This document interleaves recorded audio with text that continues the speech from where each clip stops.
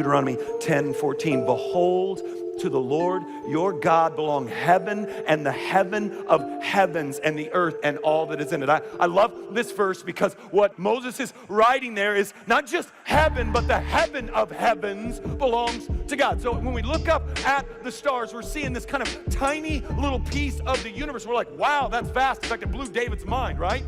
And God's like, hey. Like, I love that you're digging the Milky Way here, but listen, the heavens of the heavens of the heavens, those are mine too. In fact, as far as there is mine.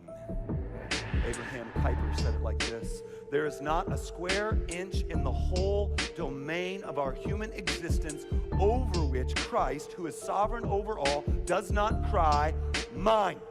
So everything is his, that God owns everything, and he owns it differently than you and I own it. See, you and I are stymied in our creativity. We are blocked. There's a ceiling we hit because we need resources enabled to create. So if you're a writer, your ability to write hinges upon the language you know, the dictation you know, your ability to get ways to write. You can't create them out of nothing. You must have things in order to create. If you are a painter, you are hemmed in. Your ceiling is the colors that exist. You will not, no matter how gifted of an artist you are, create a new color. It's not coming for you. I'm not saying you're not lights out, artsy, and tight jeans right now. I'm saying that you're not creating a new color. That you will be hemmed in by your canvas. You're not creating a new color. God's wealth doesn't work like that.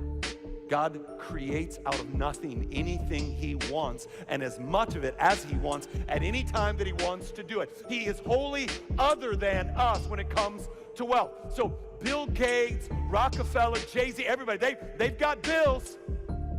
I mean, they've got money. I'm not trying to take away from their wealth, but their wealth is dependent upon creation, yet our God's wealth goes well beyond creation because he is the creator. If he wanted to make a new color, he would.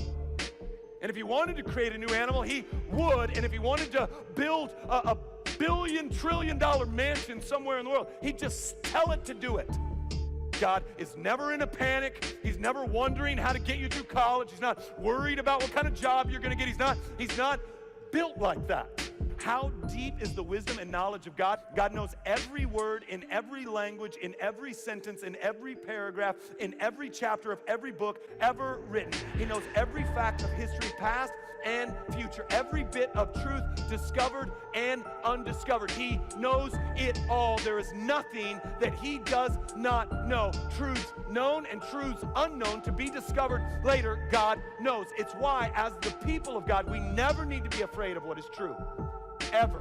If you see this, if you meditate on this, if you get this in your gut, that he is sovereign in all of his knowing, and we begin to trust his provision, anxiety begins to give way. We can rest.